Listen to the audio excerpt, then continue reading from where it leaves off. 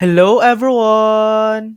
In this video, I'll show you how to register on the Ria Money Transfer app.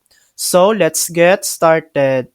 First, open the Ria Money Transfer app on your phone. When you launch it, the app might ask for location access. Make sure to allow it so everything works properly. Next, tap the register button at the bottom of the screen. Since RIA is a US-based service, it will ask you to confirm your country of residence. Tap Yes to continue.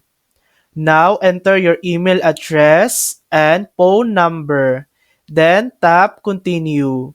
You'll then select your country code, tap your number again, and press Continue one more time. After that, RIA will send you a one-time password or OTP for verification. Just enter the code and that's it.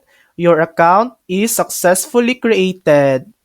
And that's how to register on the RIA Money Transfer app. Thanks for watching! If this video helped you, please like and subscribe for more helpful tutorials.